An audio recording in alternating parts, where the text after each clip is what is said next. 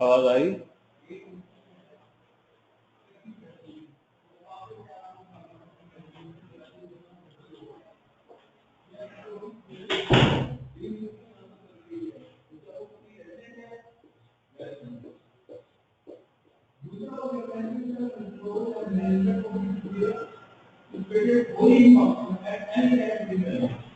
आवाज आ रही है जी?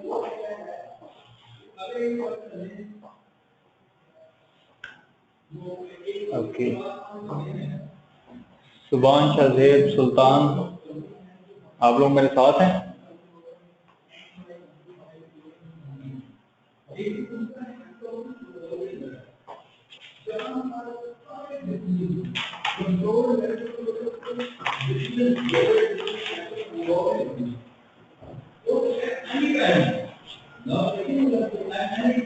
अच्छा जी, कल हम लोगों ने पढ़ा था फेयर वैल्यू तक हम पढ़ चुके। उसके बाद हमने कॉस्ट भी देख ली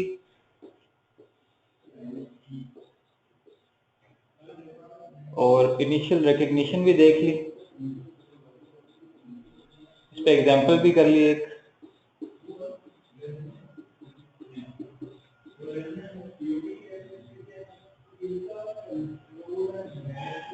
इनिशियल मेजरमेंट भी देख ली।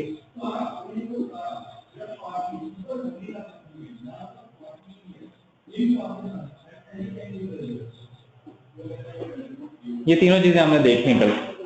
इसके अलावा हमने जो चौथी चीज देखी है वो है एलिमेंट्स ऑफ कॉस्ट।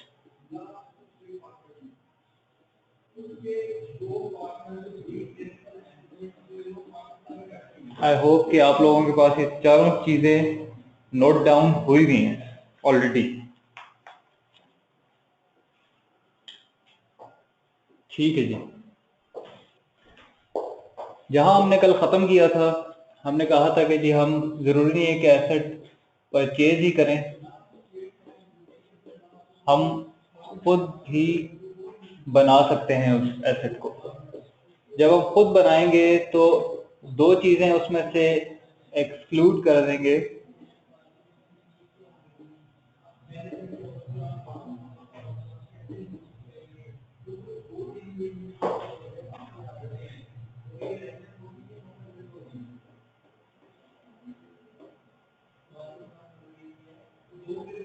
एक मिनट में इसको मिनिमाइज कर देता हूँ।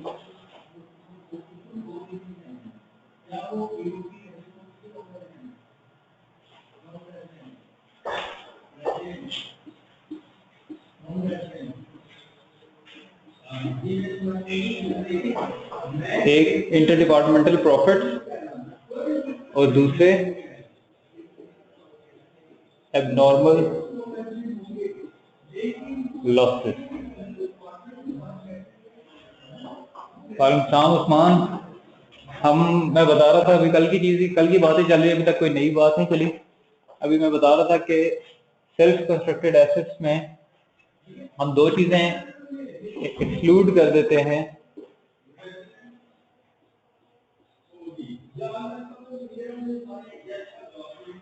जिनमें से एक है इंटर डिपार्टमेंटल प्रॉफिट्स और दूसरी है एबनॉर्मल लॉसेस। हम डायरेक्ट इसकी एग्जांपल पे आ जाते हैं।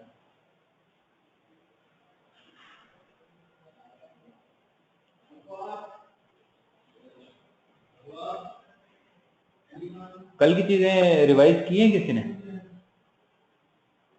रिवीजन की है सबने? और परसों की भी फेयर वैल्यू का concept and property plant equipment की डेफिनेशन, वो कॉन्सेप्ट सारे।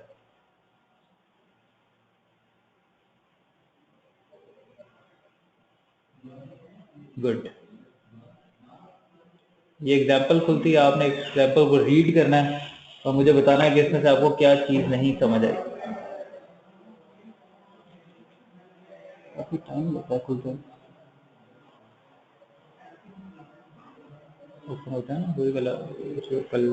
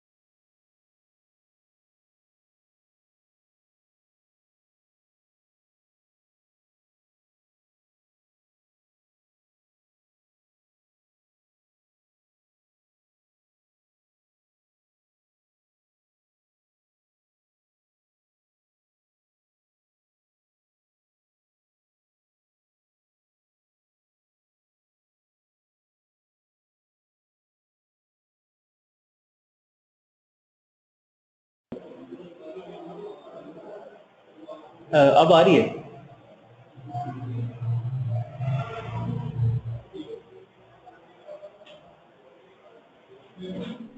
हाँ जी, ठीक है जी,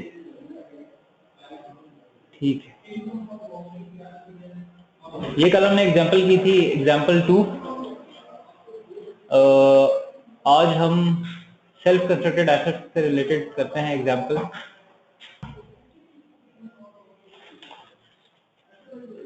थोड़ा सा ये स्लो होता है लेकिन मैनेज।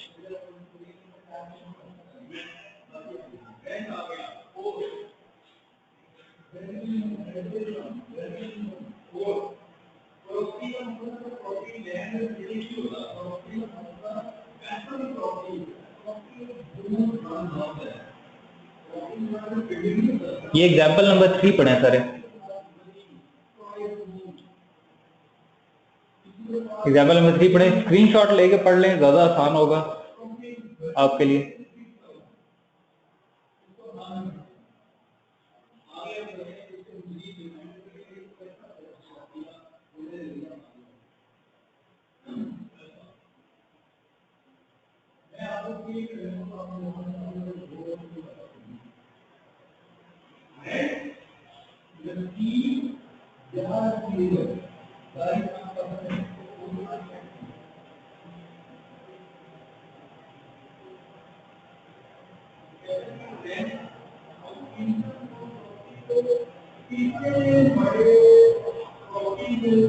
पढ़ लीजिए एग्जाम्पल सबने,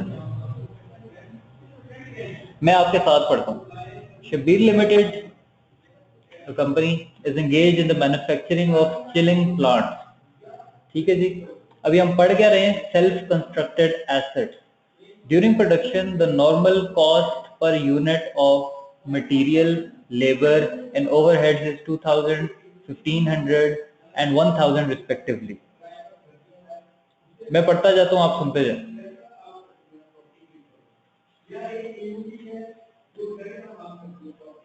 The sale price is rupees 6,000.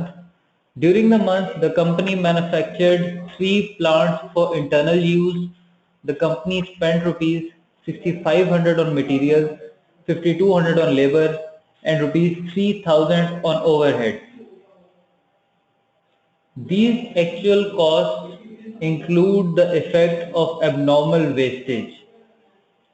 ठीक है, यानी कि किस एक्चुअल कॉस्ट की बात हो रही है? 6,500 on material, 5,200 on labour and 3,000 on overhead के अंदर एबनॉर्मल वेस्टेज शामिल है, उसने ये बताया। सवाल क्या है जी? What cost should be recognized by the company in respect of property, plant and equipment? चलें जी, बताएं।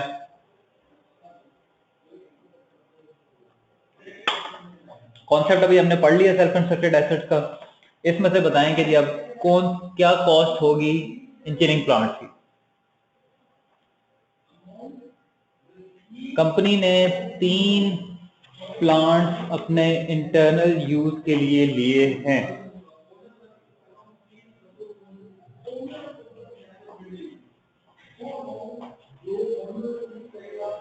3 प्लांट्स, ठीक है जी। जब नॉर्मल कॉस्ट जो इसकी होती है वो मटेरियल की है 2000, लेबर की है 1500 और ओवरहेड्स हैं 1000। ये किसके लिए हैं? ये एक चिलिंग प्लांट के लिए हैं।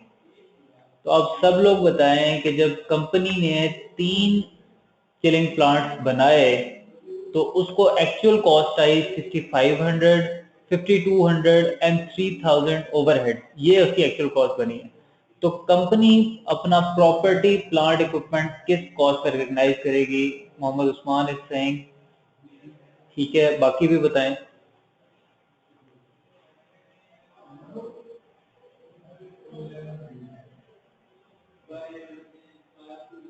बाकी सब भी आराम से अपना करें, सॉल्व और बताएं। कॉन्सेप्ट को समझते हुए आपने देखना है। ओके,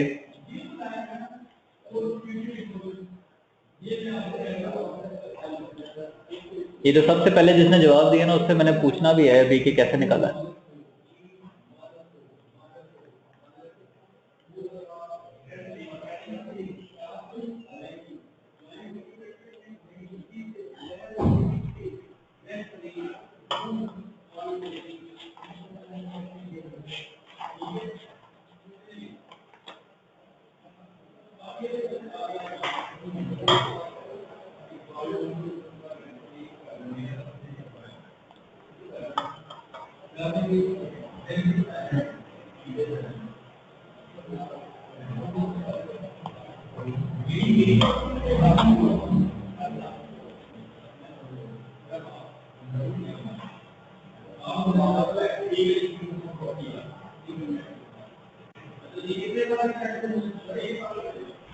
बाकी बाकी लोग सुल्तान, सुबान, शाहजेब, कमॉन यार जल्दी जल्दी।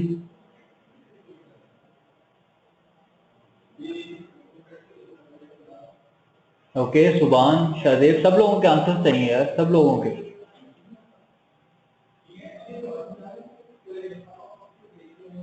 Abdul Majid,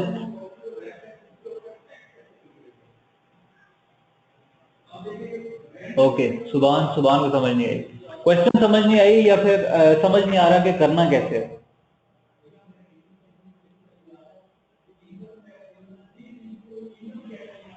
okay no problem, no problem. आ जाए जी, आप लोग मुझे लिखवाते जाएं, आप लोगों ने मुझे लिखवाते जाए, जो जो मैं पूछता जाऊंगा ना आपने मुझे फिगर लिखवाते जाने, क्योंकि अगर मैं स्विच करता रहूंगा बार बार थोड़ा सा मेरे लिए प्रॉब्लम होगा। उसने हमें कहा है, सबसे पहले आप ये लिखते हैं कि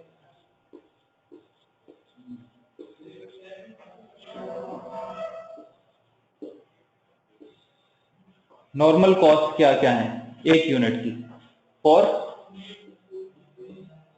1 यूनिट। ठीक है जी, अब मुझे बताएं कि मटेरियल कितने का है। ये सिर्फ हम क्वेश्चन को रिप्रोड्यूस कर रहे हैं। और क्या जी, लेबर है, कितनी है लेबर, कितनी है 1500। उसके बाद है ओवरहेड,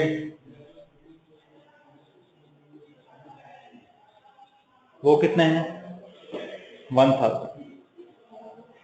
ये 1500 है। ओके जी, तो एक यूनिट बनाने के लिए अगर हम, हमारा मटेरियल लगता है 2000, लेबर लगता है 1500, ओवरहेड लगता है 1000 रुपीज, तो हम कहते हैं कि जी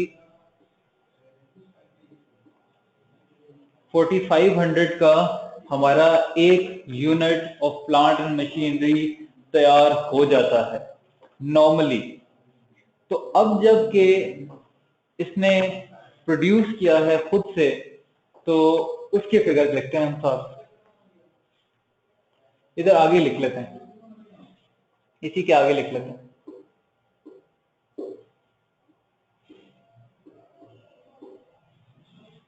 तो मटेरियल कितना इस्तेमाल हुआ जब एक्चुअली किया उसने,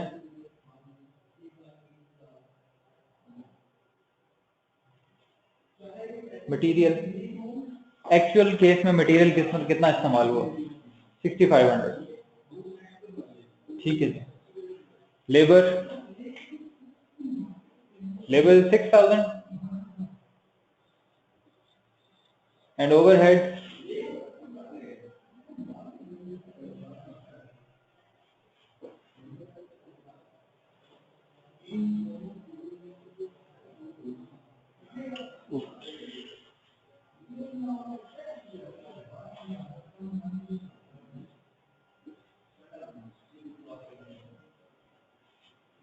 ओवरहेड कितना है, लेबर 5200 है। यार सही से बताओ यार, गलत ना बताया करो। ओके, लेबर है 5200 और ओवरहेड कितने, ओवरहेड 3000। अब इसका टोटल करें, टोटल करें, टोटल बताएं मुझे इन तीनों का कितना है टोटल, टोटल करें। ओके 14700। ये कह रहे हैं कि जी हमने जब 3 एसेट बनाए तो 14700, इसका टोटल कितना,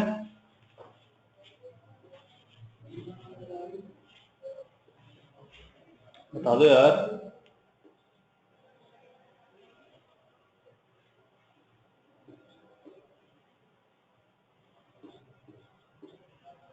बड़े स्लो है यार, कैलकुलेटर है नहीं सबके पास। अच्छा जी, चलें जी। अब हमने पढ़ा कि जब सेल्फ कंस्ट्रक्टेड एसेट्स होता है तो हम उसमें से इंटर डिपार्टमेंटल प्रॉफिट्स निकाल देते हैं। इस एग्जांपल में कोई इंटर डिपार्टमेंटल प्रॉफिट नहीं है, और उसमें से एबनॉर्मल लॉसेस निकाल देते हैं। क्वेश्चन के अंदर देखें, उसने बताया कि जो एक्चुअल कॉस्ट हैं जो कि हमने यहां पे लिखी हैं, एक्चुअल कॉस्ट, इसके अंदर एबनॉर्मल लॉसेस शामिल हैं। ठीक है, तो क्या हम एबनॉर्मल लॉसेस को लेते हैं?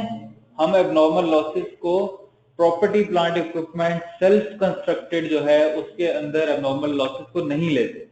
हम सिर्फ जो उसकी नॉर्मल कॉस्ट होती है, जैसे कि नॉर्मल कॉस्ट टू बाय होती है जिस तरह, उसी तरह की नॉर्मल कॉस्ट को सिर्फ हम अपना रिकग्नाइज करते हैं।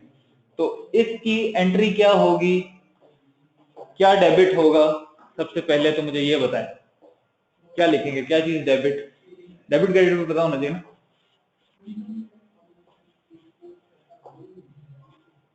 अभी हमारी ट्रांजैक्शन होगी, प्रॉपर्टी प्लांट इक्विपमेंट, क्या क्रेडिट हो रहा है जी?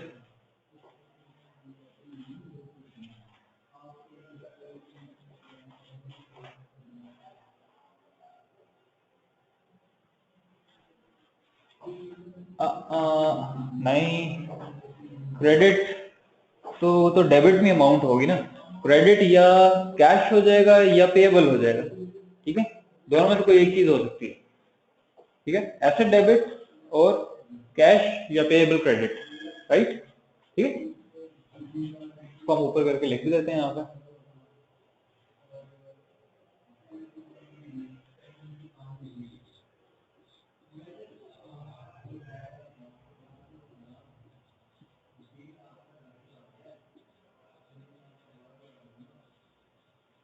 ठीक है, किस अमाउंट से होगा मैं कर देता हूँ उस्मान, मैं रिपीट कर देता हूँ, ये मुझे बस कंप्लीट कर देना। मुझे ये बताएं कि ये मैंने एंट्री कर दी है, ये डेबिट हो गया है, ये मैंने क्रेडिट कर दिया है, किस अमाउंट से करना चाहिए मुझे? 14,700 से या 13,500 से?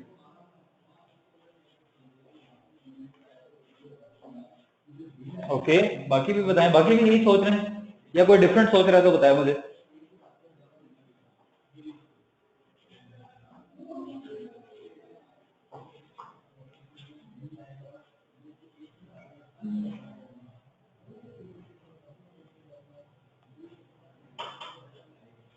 नहीं, कोई डिफरेंट नहीं सोच रहा? ओके, अच्छा, अब उस्मान मुझे आप बताएं कि कौन सी बात समझ नहीं आई बीच में से? 13,500 इज करेक्ट आंसर यार,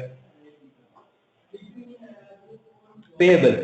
ओके, जब भी कोई एसेट खरीदा जाता है तो उसके बदले में कोई चीज दी जाएगी, यकीनन जिसको आप कंसिडरेशन कहेंगे, कि कोई एसेट आपको फ्री ऑफ कॉस्ट तो नहीं दे देगा।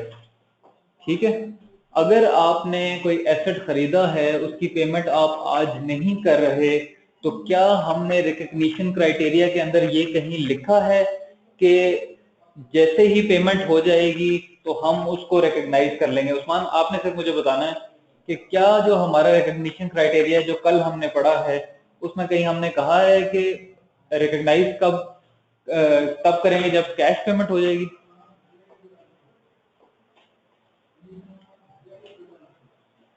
ओके, रिकग्निशन क्राइटेरिया क्या है? मुझे माइक से अगर जरा बताएं तो ज्यादा बेहतर रहेगा, बोल के बताएं जरा, वहीं से आपके सवाल का जवाब भी निकल आएगा। रिकग्निशन क्राइटेरिया क्या क्या हमने कल डिसाइड किया था कि कौन से इवेंट्स होंगे तो हम अपना एसेट रिकग्नाइज कर लेंगे? रिकग्नाइज का मतलब मैं दोबारा बताता हूं कि अपनी बुक्स के अंदर एंट्री कर लेना। ठीक है, कौन से इवेंट्स होंगे कि जब हम अपना एसेट रिकग्नाइज कर लेंगे?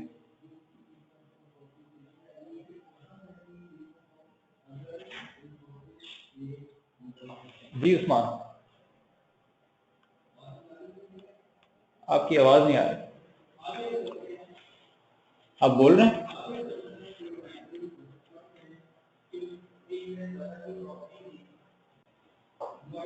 आवाज नहीं आ रही आपकी, चलें नो प्रॉब्लम, इसको हम सॉर्ट आउट कर लेते हैं। ठीक है जी, अब आपको ये कॉन्सेप्ट समझ आया? मैं आपको खुद बता देता हूँ कि इनिशियल रिकग्निशन का मैंने आपको बताया था कि क्राइटेरिया सिर्फ सिंपल दो चीजें हैं कि अगर हमें पता चल जाता है कि इस एसेट से हमें फ्यूचर में फायदा होगा तो हम उसको अपनी बुक्स के अंदर रिकॉग्नाइज कर लेते हैं, यानी कि हम एंट्री कर देते हैं। सिर्फ हम ये देखते हैं कि क्या इससे हमें फायदा होगा। ठीक है, फर्स्ट थिंग इज ये फायदे वाली बात। सेकंड ये है कि हमें ये पता चल जाए कि उस एसेट की कॉस्ट क्या है। ठीक है, कॉस्ट की डेफिनेशन भी हमने पढ़ ली है, तो डेफिनेशन आपने जरूर रिवाइज करते रहना है ताकि आपको अब ये वर्ड बार बार ना बताने पड़े। ठीक है जी, तो future economic benefit first thing. Second thing is cost is reliably measurable. ये दो चीजें जब होंगी हमारे पास तो इसका मतलब है कि हम एसेट को रिकग्नाइज कर सकते हैं।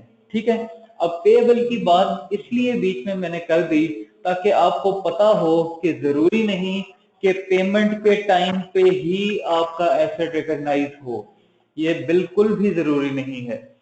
सिर्फ जरूरत दो चीजों की है जो कि मैंने बता दी है। जैसे ही हमें पता चलेगा कि कोई एसेट है हमने खरीद लिया है, नॉर्मल टर्म्स में हाँ हमारा खरीदने का मतलब यही होता है कि हमने पेमेंट कर दी है, लेकिन जब बिजनेस चल रहा होता है जरूरी नहीं है कि पेमेंट एट द स्पॉट की जाए।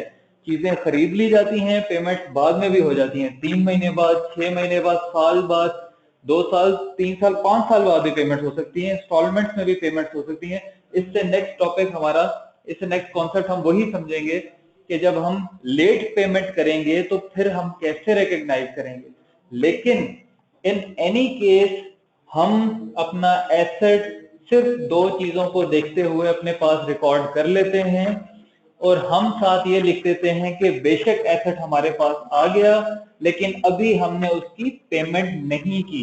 तो हम क्या कहते हैं कि asset debit and payable to the creditor, कोई भी हो सकता है, X Y Z, it can be a company, तो वो हम उसको क्रेडिट कर देते हैं। ठीक है जी उस्मान, ये मैं किस केस में बता रहा हूं आपको, the case where the asset is purchase. आप इसको सेल्फ कंस्ट्रक्टेड के उसमें ना देखें, आप इसको देखें the case where an asset is purchase, तो हम जरूरी नहीं कि उसके रिकग्निशन में पेमेंट का कोई भी चीज उसकी पेमेंट में है। ठीक है जी, ठीक हो गया, ओके। अच्छा जी, यूजफुल लाइफ का सबको पता है जी उस्मान, बोल के बताएंगे लिख के बताएंगे?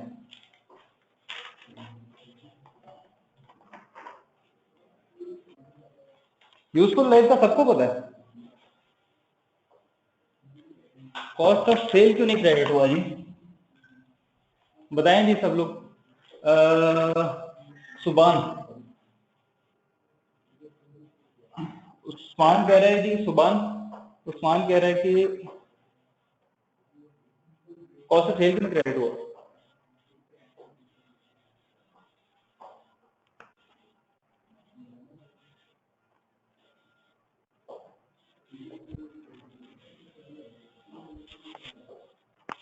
कॉस्ट ऑफ सेल किस केस में क्रेडिट होगा सुबान? इससे अभी अभी हमने वो टॉपिक पढ़ा है, मेरा ख्याल है आप बोल रहे हैं आप लोग, लेकिन शायद मुझे आवाज, एक मिनट सुभान आप बोल रहे हैं, लिख के बता दें, लिख के बता दें। मैं यहाँ एंट्री लिखता हूँ, आपने बताना है ये किस केस में होगी। उस्मान ने नहीं बताना, कोई उस्मान के अलावा कोई भी बता देगा ये कब होगी।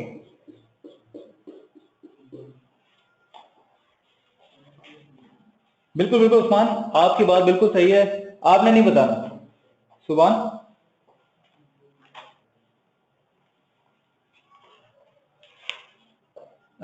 आप रीराइट करें, मुझे समझ नहीं आया आपने क्या कहा। चले जब तक वो रीराइट करते हैं मैं आपको बताता हूं उस्मान, हम कॉस्ट ऑफ सेल सिर्फ और सिर्फ सेल्फ कंस्ट्रक्टेड एसेट्स के केस में रिकॉर्ड कर क्रेडिट करते हैं। वाइल परचेजिंग हम या कैश करेंगे क्रेडिट या पेबल करेंगे क्रेडिट। कॉस्ट ऑफ सेल सिर्फ और सिर्फ सेल्फ कंस्ट्रक्टेड के केस में होती है। उस पे हम आते हैं, पहले पिछले कॉन्सेप्ट को, रिकग्निशन की एंट्री जो कि हम रिवाइज कर रहे हैं, इसको समझें आप कल। इसमें कोई प्रॉब्लम किसी को भी रिकग्निशन की एंट्री में? while purchasing. अब वापस, हाँ जी कर लें। अच्छा वो जो बच्चे बोल रहे हैं तो मुझे आवाज नहीं आ रही, उस्मान वगैरह।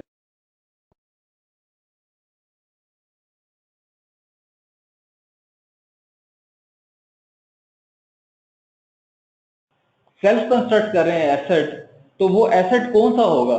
क्या वो एसेट वही नहीं जो हमने सेल भी करना है? अगर वो एसेट वही है तो उसकी सेल्स भी आ रही होती हैं हमारे पास और उसकी कॉस्ट ऑफ सेल भी आ रही होती है इन द नॉर्मल सिनेरियो। तो अगर वो हमारे पास सेल्स और कॉस्ट ऑफ सेल्स दोनों आ रही होती हैं और अगर वो एसेट हम बजाय के बाहर बेचें, अभी हमारे स्टॉक में ही है और हम अपने स्टॉक से ही वो अपने पास रिकॉग्नाइज कर लेते हैं, तो क्या हम ये नहीं कह सकते कि प्रॉपर्टी प्लांट इक्विपमेंट हमने डेबिट कर दिए और अपने स्टॉक से क्रेडिट कर दिए, या इवन बिफोर दैट कि स्टॉक्स में भी ले जाने से पहले ही हम कह दें कि जैसे कि उस्मान ने कहा, एक मिनट माजिद, अभी वो आपके लिए एग्जांपल डाउनलोड हो रही है इसलिए स्क्रीन में आ रही है आपको, एक मिनट एग्जांपल आपके डाउनलोड हो रही है। तो क्या हम ये नहीं कह सकते, अभी आप सिर्फ कॉन्सेप्ट को सुनिए, तो कि प्रॉपर्टी प्लांट इक्विपमेंट डेबिट और कॉस्ट ऑफ सेल्स क्रेडिट, कि हम डायरेक्टली कॉस्ट ऑफ सेल्स से ही अपना एसेट जो है प्रॉपर्टी प्लांट इक्विपमेंट में ले जाएं, वरना हमारे पास अपने स्टॉक्स में पड़ा हुआ है जो कुछ भी हम कंस्ट्रक्ट कर रहे हैं वो हमने आगे बेचना है तो हम उसको अपने स्टॉक्स में रखते हैं। तो अब मुझे ये बताइए कि जब तक मैं उस एसेट को रिकॉग्नाइज नहीं कर लेता, क्या मुझे उसकी डेप्रिसिएशन स्टार्ट कर देनी चाहिए या नहीं करनी चाहिए? एक सेल्फ कंस्ट्रक्टेड एसेट है जो कि मेरे स्टॉक्स में पड़ा होगा, आपको स्क्रीन आना शुरू हो गई होगी अब। एक सेल्फ कंस्ट्रक्टेड एसेट है जो कि मेरे स्टॉक्स में पड़ा होगा, क्या मुझे उसकी डेप्रिसिएशन चार्ज कर देनी चाहिए? सेल्फ कंस्ट्रक्टेड एसेट स्टॉक्स में पड़ा है, क्या उसकी डेप्रिसिएशन चार्ज होगी?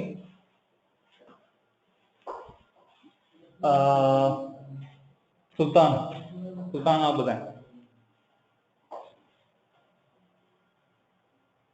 ठीक है जी, वेरी गुड। नहीं होगी, नहीं होगी। क्यों नहीं होगी?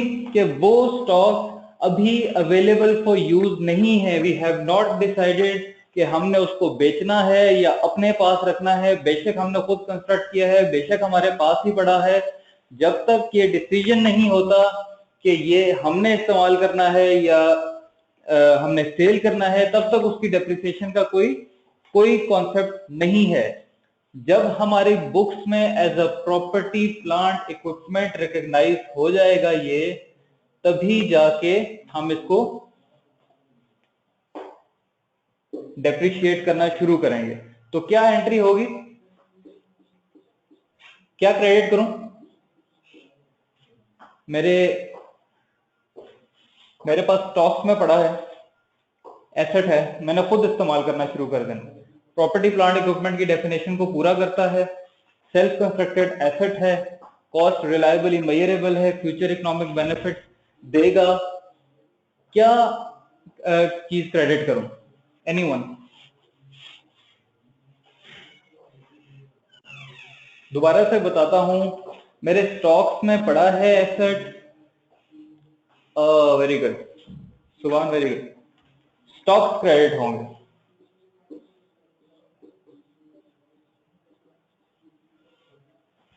बिल्कुल, एमएल, इन्वेंट्री, स्टॉक, एनीथिंग, बिल्कुल one and the same thing, slash inventory. ठीक है, एक ही बात। उस्मान बताए मुझे, उस्मान।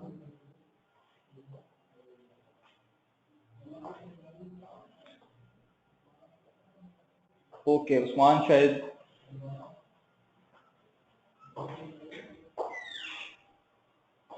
आप कह रहे हैं कि कॉस्ट ऑफ सेल होगा। क्यों होगा जी उस्मान, कॉस्ट ऑफ सेल क्यों होगा? क्यों, मुझे जरा थोड़ा सा रीजन भी बताएं साथ। मैं आपको माइक ऑन करता हूँ, मुझे जरा माइक पे ही बताइएगा ताकि सबको आवाज आ जाए।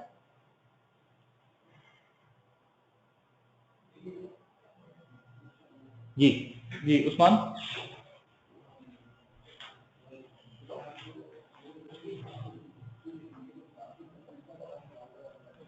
आप बोल रहे हैं या?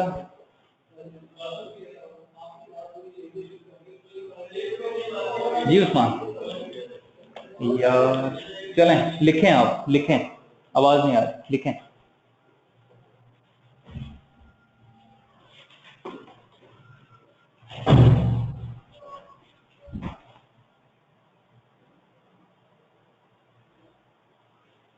जी क्यों होगा? किसी और को तो ये नहीं है क्लियर कि स्टॉक्स क्यों नहीं होंगे, कॉस्ट ऑफ सेल क्यों होगा, ये क्यों है? स्टॉक्स में एक चीज हमारे पास पड़ी है ऑलरेडी सर, क्योंकि यही हमारी कॉस्ट ऑफ प्रोडक्शन है। अच्छा अच्छा उस्मान, जब हम स्टॉक्स में लेके आए उस एसेट को, तब हमने क्या एंट्री की? जब हम पहले स्टॉक्स में लेके आए थे, हमारे पास अब वो स्टॉक में पड़ी है, स्टॉक हमारा डेबिट हो गया था, तो जब स्टॉक डेबिट हुआ था तब क्या एंट्री हुई होगी? हम थोड़ा सा पीछे पीछे जाते हैं। हाँ अब सर, ये थोड़ा सा रिपीट कर देंगे सर। अब्दुल माजिद, हेलो अब्दुल माजिद, ये आप टेक्स्ट पे पहले टाइप किया करें फिर। जी सर, दरअसल लाइट का प्रॉब्लम था, वो लाइट चली गई, थोड़ा एक दफा रिपीट कर देंगे अगर जी अपन। जी जी मैं कर देता हूँ, मैं कर देता हूँ माजिद, मैं कर देता हूँ, मैं कर देता हूँ आपको, मैं आपको कर देता हूँ, रिपीट भी कर देता हूँ, डोंट वरी। मैं आपको ना ये पूरा कॉन्सेप्ट 5 मिनट रिपीट करता हूँ, बस ये उस्मान बिल्कुल सही पहुंच गया। मैं कॉन्सेप्ट इसका बस थोड़ा सा क्लियर हो जाए तो बस फिर चलते हैं। उस्मान, आप कह रहे हो कि cost of sale already credit हो चुका है, जब हमने स्टॉक डेबिट किया था तो cost of sale already credit हो चुका है, ठीक है। अब हम कह रहे हैं कि हमारे पास स्टॉक में एक चीज आ गई है, we have decided to move it to the property plant equipment, क्योंकि हम उस एसेट को इस्तेमाल करने लगे हैं। अब मुझे बताएं, क्या क्रेडिट में मुझे कॉस्ट ऑफ सेल लेना चाहिए या नहीं लेना चाहिए? क्या लिंक बन रहा है आपका कि अब हमें स्टॉक क्रेडिट करना चाहिए?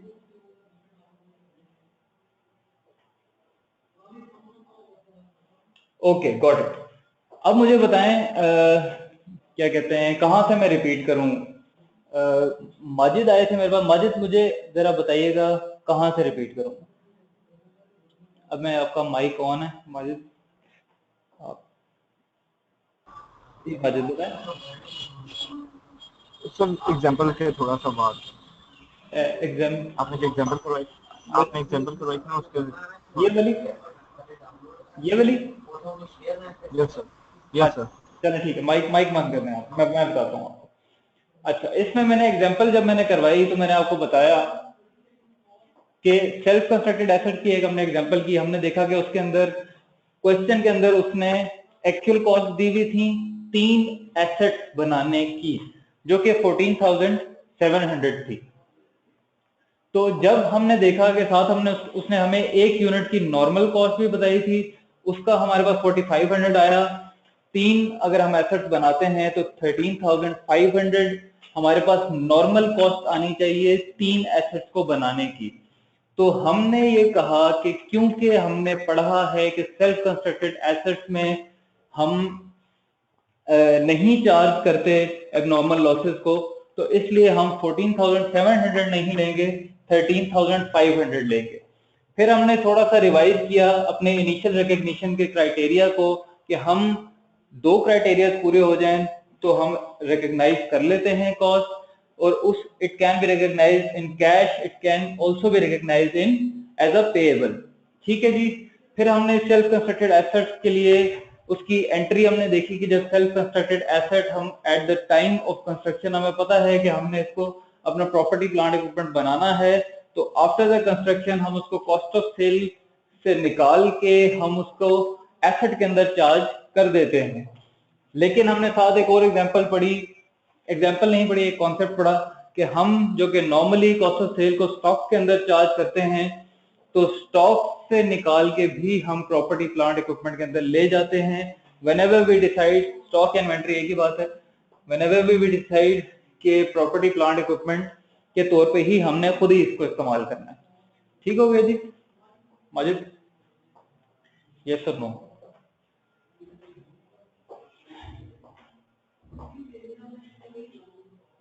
ओके जी।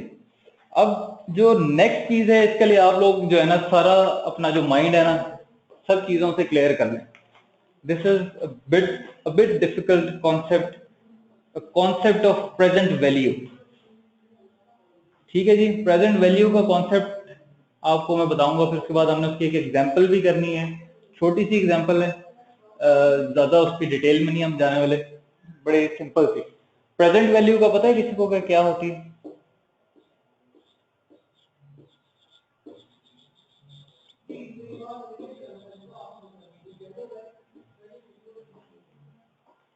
ओ वेरी गुड, ठीक है जी।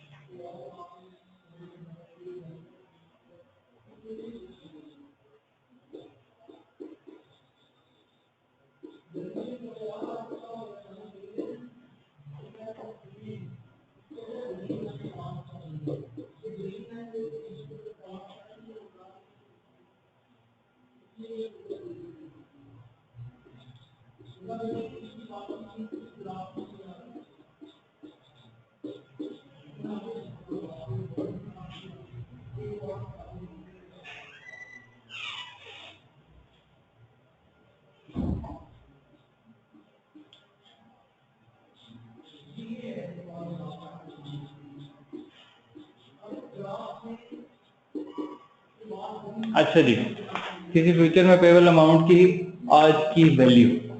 अच्छा जी, मैंने आपको बताया है कि जी एक लाइबिलिटी है, उसकी 500,000 कंसिडर इट इन रुपीज, 500,000 उसकी वैल्यू है 31 दिसंबर 2015 पे। तो 31 दिसंबर 2014 पे उसकी क्या प्रेजेंट वैल्यू है अगर बैंक रेट एप्लीकेबल है 10%? जी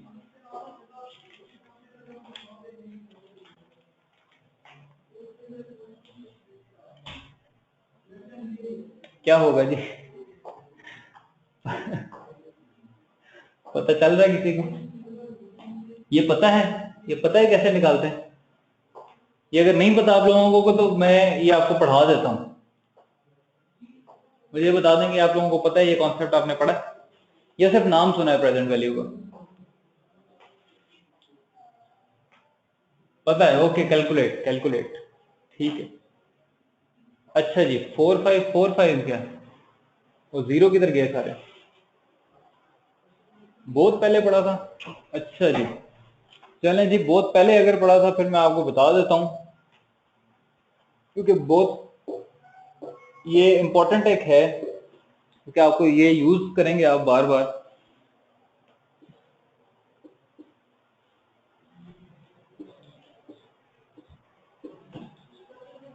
ठीक है जी, यही है जी,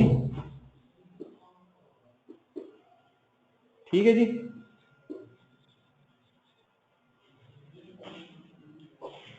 इसमें आर है, PV means present value, value जो कि जिस डेट की बात हो रही है, जैसे कि 500,000 31 दिसंबर 2015, ये वैल्यू हो गई।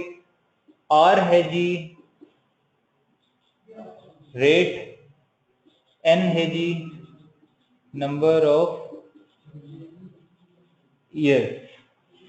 ठीक है जी, फॉर्मूले की समझ आ गई है कि प्रेजेंट वैल्यू कैसे निकालते हैं? जो भी आज की वैल्यू है into 1 plus r raise to power minus n. ये ब्रैकेट जो है ये 1 प्लस आर के ऊपर है। R is the rate of interest that is 10% in this case.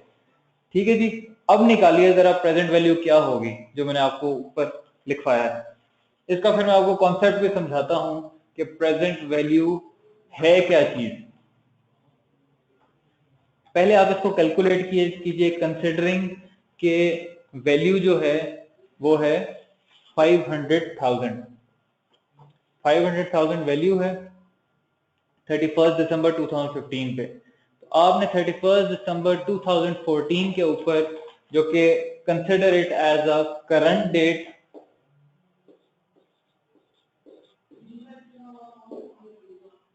तो इसके ऊपर आज उसकी प्रेजेंट वैल्यू निकालिए।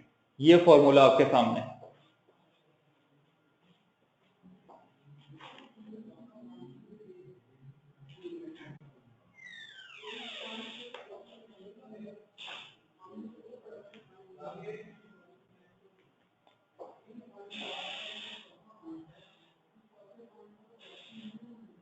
और प्राइवेट में भेजिएगा मुझे जरा, आंसर जो है ना प्राइवेट में भेजिएगा, ताकि मुझे पता चले किस किस का आंसर निकला है, किस किस का नहीं निकला।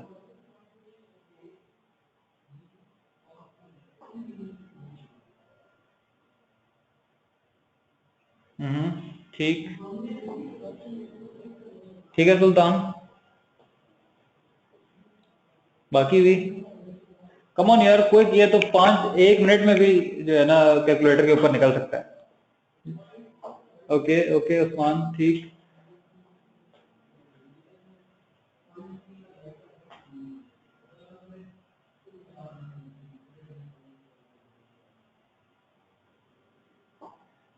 उस्मान बस जो है ना जीरो जो है ना सही नहीं लगा रहे आप। और अपने जीरोस का ध्यान करें जरा, थोड़ा सा देखें जीरोस को। 500,000 है। जी हाँ, जी हाँ, जी हाँ, देखें, बाकी लोग भी देखें। इकरा आपका भी आंसर चाहिए मुझे। शाजेब कम ऑन, जिसको समझ नहीं आई वो अभी मुझे लिखे कि सर मुझे समझ नहीं आ रही।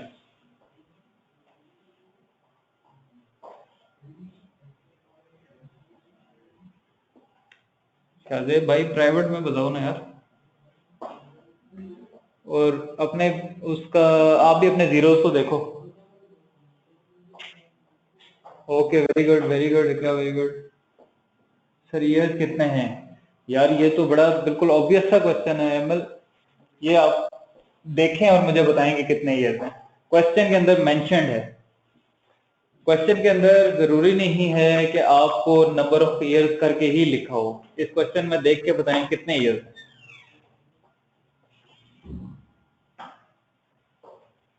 कौन ठीक है?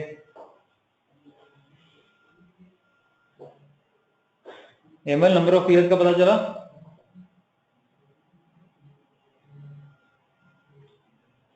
हिंट है कि जी डेट्स, दोनों डेट्स को देखें और उसके दरमियान टाइम डिफरेंस निकालें और बताएं कि कितने नंबर ऑफ ईयर्स आपको लगता है कि बनते हैं।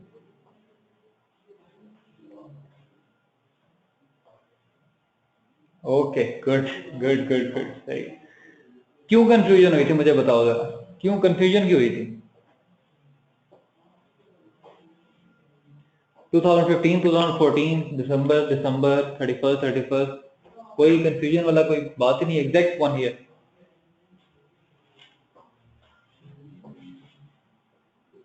Okay okay, no problem no problem. अच्छा जी, किसका नहीं आया अभी तक? किसको समझ नहीं आई? किसको समझ नहीं आई?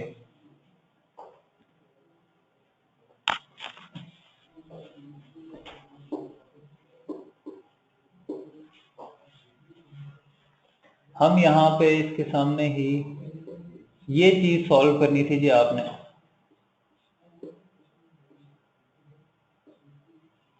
ठीक है ना जी, यही सॉल्व करना था ना।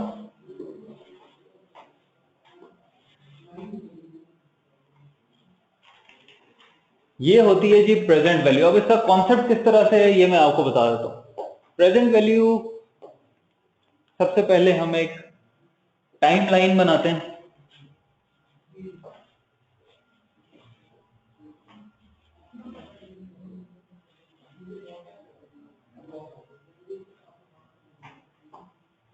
ओके, ठीक है जी, ये है जी टाइम लाइन।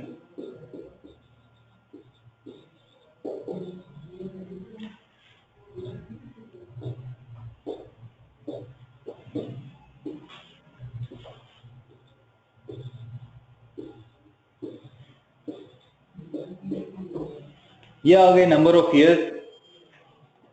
हम किसी भी पॉइंट ऑफ टाइम पे खड़े हों, हम किसी दूसरे पॉइंट ऑफ टाइम तक जा सकते हैं थ्रू दिस फॉर्मूला। यार खांसी ठीक कर ले यार, लगता है आपने काफी नहीं पी।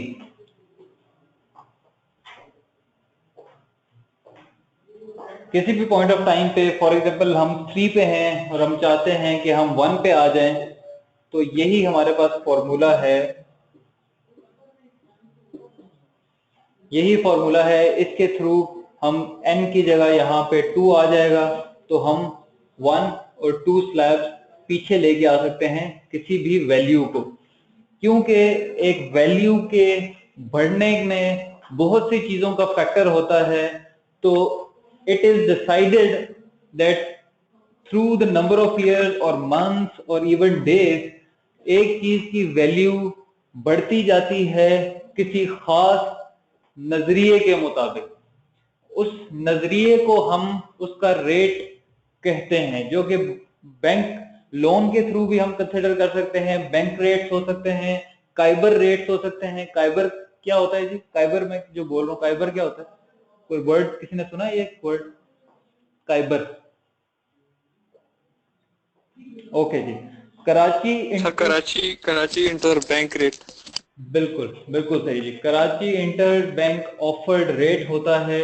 तमाम बैंक का मिलके जिस तरह के कंसोर्शियम है, एक हमारा स्टेट बैंक उसको देखता है और वो एक रेट जारी करता है, एक मिनिमम रेट के, जिसको आप सिर्फ इन्फ्लेशन रेट भी कह सकते हैं। आप इसकी डिटेल में जाके पढ़ेंगे कि इसके क्या क्या कंपोनेंट्स हैं। आप इसको सिंपल कॉन्सेप्ट को समझते हुए कि इन्फ्लेशन हो जाती है जी with the passage of time.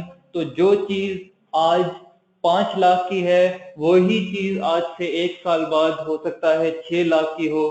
कुछ कहेंगे 550 की हो सकती है, कुछ कहेंगे 570 की हो सकती है। डिपेंड करता है कि वो क्या रेट इस्तेमाल कर रहे हैं।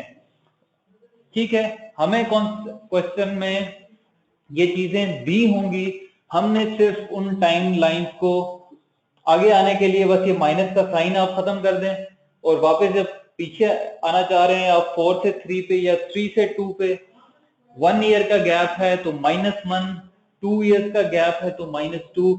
इसी तरह आप किसी भी साल में पीछे आ सकते हैं। ठीक हो गया जी। अब मैं आपको एक एग्जांपल देता हूं, उसको आप देखें और मुझे बताएं कि इसमें प्रेजेंट वैल्यू क्या होगी। ठीक है, या अगर प्रेजेंट वैल्यू का समझ आ गया तो हम इसको प्रॉपर्टी प्लांट इक्विपमेंट के साथ लिंक कर दें फिर जल्दी से। ठीक है, ताकि हमारा टाइम बच जाए।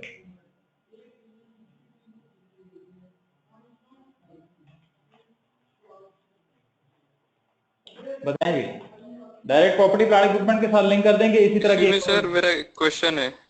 जी जी जी जी बताएं। कौन है ये? एक जी हम बताएं। सर ये 3 से 1 जाते हुए जो है हम इसको नेगेटिव कर देंगे, और फर्ज करें हम अगर फॉरवर्ड जाएंगे 3, 4, 5, तो फिर हम इसको पॉजिटिव करेंगे। पॉजिटिव कर देंगे बस, और फॉर्मूले में कोई चेंज नहीं आएगी। अच्छा ठीक है, थैंक यू सर।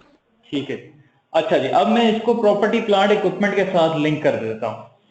अब क्या है, हम कहते हैं कि प्रॉपर्टी प्लांट इक्विपमेंट हमने रिकॉग्नाइज करना है। ये मैं लाइन जरा मिटा रहा हूं ताकि मेरे पास जरा जगह आ जाए। ये आप नोट डाउन कर लें सिर्फ कॉन्सेप्ट के लिए। अच्छा जी, प्रॉपर्टी प्लांट इक्विपमेंट हमने रिकॉग्नाइज करना है एट पॉइंट 2। ठीक है जी, यहां हमने प्रॉपर्टी प्लांट इक्विपमेंट रिकॉग्नाइज करना है। यानी कि आज हम यहां पे खड़े हैं, आज जो डेट है वो यहां फॉल कर रही है। For example 31 December and 2002। ठीक है जी, 2002 ये आज डेट है। आज हमने प्रॉपर्टी प्लांट इक्विपमेंट रिकॉग्नाइज करना है। जो हमें वैल्यू पता है कि जो हमने पेमेंट करनी है, जिससे हमने खरीदा है, जो हमारा वेंडर है, जो हमारा सप्लायर है, उसने हमें आज से 1 साल बाद की डेट दी है कि जी आप बेशक आज से 1 साल बाद पे कर दीजिएगा।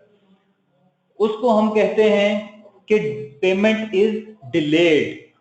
पेमेंट जो है वो डिले हो गई है, लेकिन हमें अकाउंटिंग की जो हमारी आईएएस स्टैंडर्ड है वो कहता है कि आपने प्रेजेंट वैल्यू के ऊपर रिकॉग्नाइज करना है अपने एसेट को। तो प्रेजेंट वैल्यू को रिकॉग्नाइज करने के लिए हमें तो इस डेट का की वैल्यू पता है, तो हमें क्या चीज चाहिए प्रेजेंट वैल्यू पे आने के लिए? एक तो हमें वो डेट चाहिए कि जिस डेट पे हमने पहुंचना है, दूसरा हमें वो रेट चाहिए कि जिसके थ्रू हम इस डेट पे पहुंचेंगे। विद कौन सा फॉर्मूला?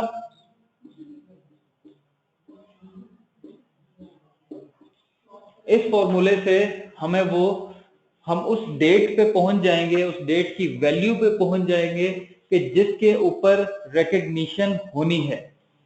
ठीक है जी, ये यहां तक समझ आया आपको? हमने प्रेजेंट वैल्यू के ऊपर अपने एसेट को रिकग्नाइज करना है। ठीक है जी माजिद, ठीक है? माजिद ऑफलाइन हो गया मेरे ख्याल से। ऑफलाइन क्यों आ रहा है? यार ये यार मैनेजमेंट से आप डिस्कस किया करें ना ये वाला इश्यूज। तो मैं भी आपको बता देता हूँ यार, हमारी 6:30 to 7:30 क्लास हुआ करेगी।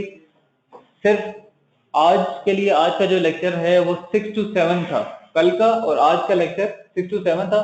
अब कल से जो है वो 6:30 ही है, जो नॉर्मल टाइम है आपको बताया गया 6:30 वो ही है।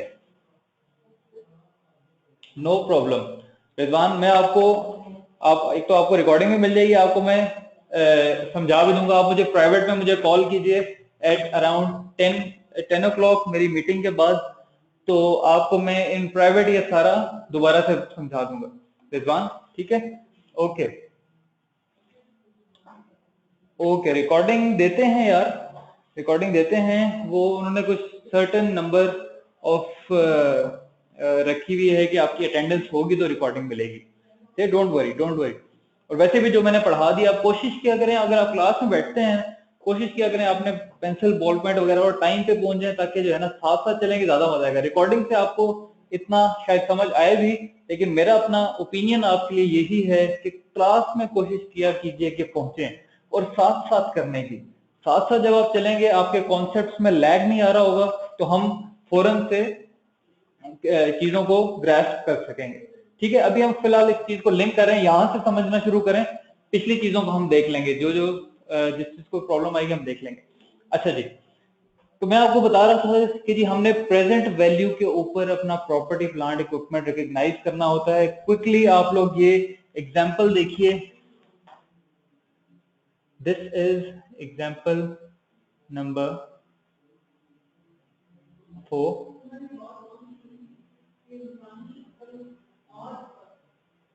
सॉरी, अब मुझे बताएंगे नजर आ रही है आपको? मैं चाह रहा था कि सोल्यूशन हाइड हो जाए।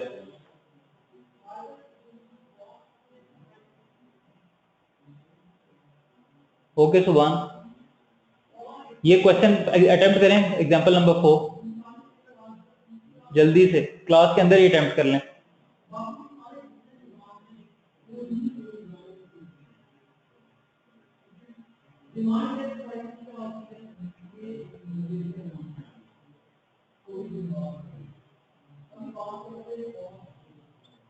अभी मैं देता हूं, इसी की एग्जांपल आपको दूंगा प्रैक्टिस के लिए, एक और एग्जांपल।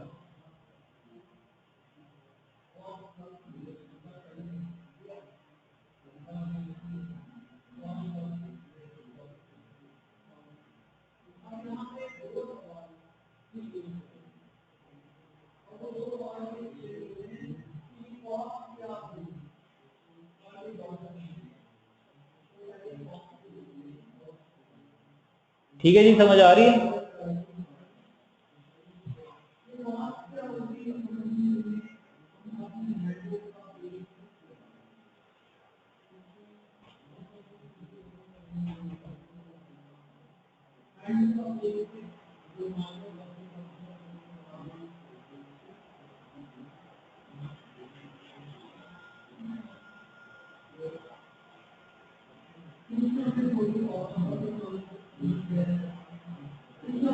एग्जाम्पल कर ली नोट डाउन, मैं ये स्क्रीन ऑफ कर रहा हूँ आपकी।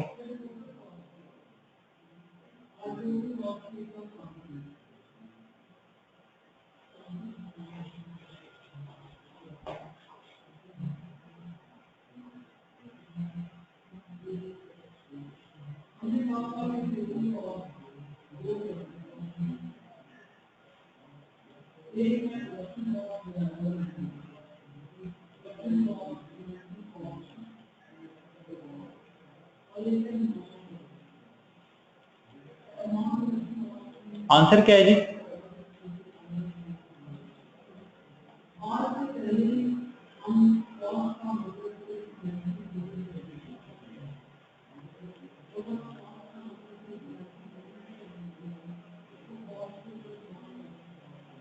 रिजवान पॉसिबल नहीं है यार, मेरी मीटिंग है एक, फौरन बाद पॉसिबल नहीं। ओके जी, ओके ओके ओके, आप अब सोल्यूशन की तरफ आए जी, सोल्यूशन की तरफ आए। इसमें है जी कि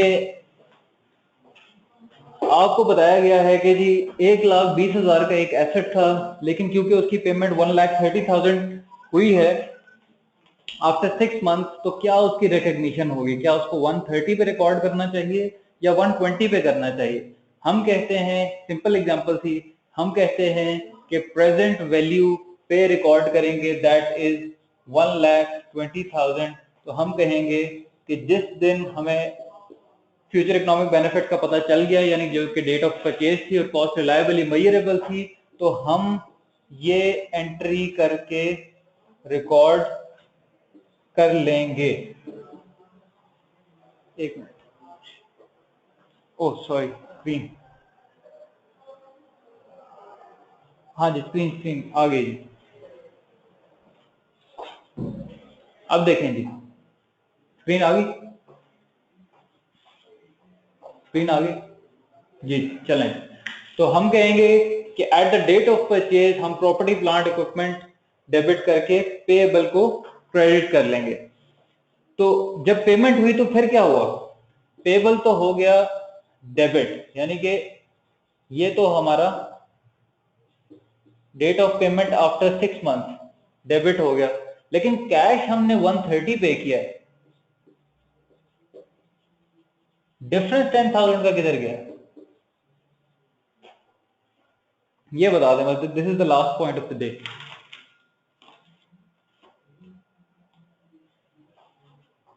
बिल्कुल, डिफरेंस हम इन दोनों का एज एन इंटरेस्ट चार्ज करते हैं। इसको हम ये नहीं कहते कि इसको प्रॉपर्टी प्लांट इक्विपमेंट का हिस्सा बना दो, डिफरेंस को हम एज एन इंटरेस्ट चार्ज करते हैं, और ये हमारी एंट्री होगी दोनों डेट पे, इनिशियल रिकॉग्निशन की डेट पे और ये डेट ऑफ पेमेंट। ठीक हो गया जी। अब जो आपने घर से करनी है example, that is example number 4 of pack book. ठीक है जी, इसी जो प्रॉपर्टी प्लांट इक्विपमेंट का चैप्टर है, मेरा ख्याल है अराउंड 202 पेज पे है, प्रेजेंट वैल्यू की जो एग्जांपल है वो आप लोगों ने करके आनी है। उसको फिर अगर उसमें कोई चीज नहीं समझ आती तो फिर हम डिस्कस करेंगे। माजिद आप डाउनलोड कर सकते हैं। ठीक है, ठीक है जी, बाकी फिर कल इंशाल्लाह मुलाकात होती है। Thank you very much.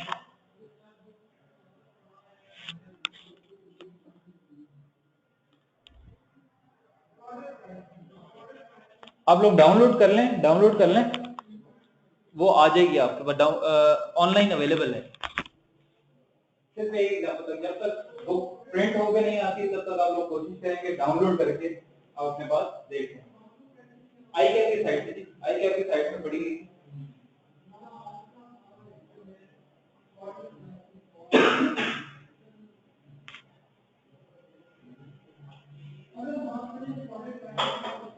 ठीक हो गया।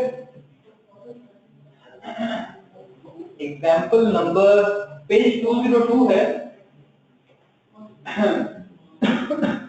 प्रॉपर्टी प्लांट इक्विपमेंट का जो चैप्टर है उसके स्टार्ट में ही एग्जांपल है प्रेजेंट वैल्यू की। ठीक है जी, बुक क्योंकि इस पर मेरे सामने नहीं है, लेकिन 202 पेज है। ठीक है जी, प्रेजेंट वैल्यू की सर एग्जांपल वाला पेज शो कर दें प्लीज, जो आपने करवाई अभी। ठीक है,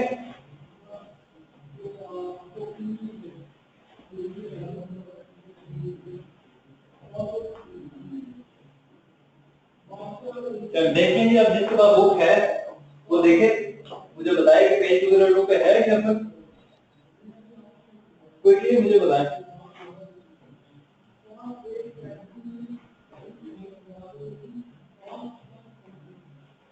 बुक नहीं है जी किसी के पास? कल आप लोग कह रहे थे कि बुक से बता दें।